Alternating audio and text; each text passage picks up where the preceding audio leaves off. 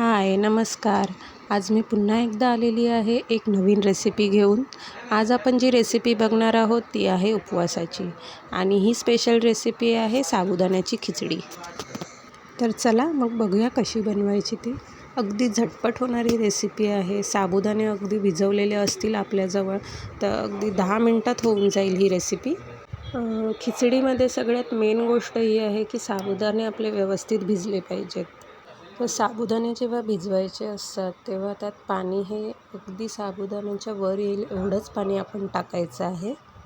आता मी हे तेल गरम केलं आहे, त्याच्यात जिरं टाकून घेतलं आहे. जिरं थोडं तडतडलं की त्यात आपण मिरची टाकून घेऊ. 2 मिनटं ही मिरची आपण तेलात परतून घेऊया. मिरची परतून झाल्यानंतर ह्याच्यात मी शेंगदाण्याचं कूट टाकलं आहे. शेंगदाण्याचं कूट कसं तयार करायचं हे ऑलरेडी सगळ्यांना माहीतच असेल, तरीही मी पुन्हा एकदा सांगते. शेंगदाणे मी व्यवस्थित पॅनमध्ये भाजून घेतले आहे. भाजून घेतल्यानंतर त्याची साल काढून मिक्सरला ग्राइंड करून घेतले आहेत. अगदी स्मूथ ग्राइंड करून घ्यायचं नाही आहे, त्याने एवढी खास टेस्ट येत नाही. थोडं खडबडीतच आपण ग्राइंड करून घ्यायचं, म्हणजे कसे दाताखाली थोडे दाणे आले की अगदी छान लागतात. शेंगदाण्याचं कूट परतवून झाल्यानंतर त्याच्यात मी हे बटाटे कापून टाकले आहेत. साबुदाण्याच्या खिचडीत बटाटे अगदी छान लागतात.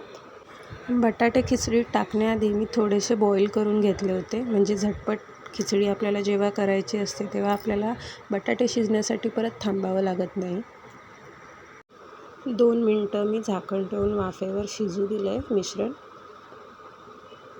आता हे आपण व्यवस्थित परतून घेऊया. आता यामध्ये मी हे भिजवलेले साबुदाणे टाकले आहेत. इथे तुम्हाला बघू शकता तुम्ही की किती मोकळे भिजले आहेत. एक ट्रिक यामागची अशी आहे की साबुदाणे भिजवताना 25 ते 30 मिनटंच आपण भिजवायचे आहेत, त्याच्यावर भिजवायचे नाही आहेत. त्यामुळे ते अगदी छान मोकळे होतात, अगदी मोत्याच्या दाण्यासारखे दिसत आहेत. साबुदाण्याची खिचडी जेव्हा मोकळी आणि सुटसुटीत होते तेव्हा खायलाही अगदी अप्रतिम लागते. त्यामुळे ही ट्रिक नक्की लक्षात ठेवा. आता हे साबुदाणे आपण व्यवस्थित परतून घेऊया.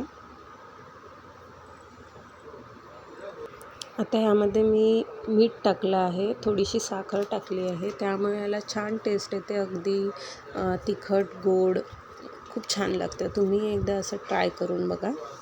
आता थोडीशी परतून झाल्यानंतर पुन्हा एकदा मी झाकण ठेवून वाफ काढून घेतली आहे, म्हणजे साबुदाणे व्यवस्थित शिजतील. मग ह्या उपवासाला तुम्हीही नक्की ट्राय करून बघा. ही खिचडी अगदी झटपट झाली आहे.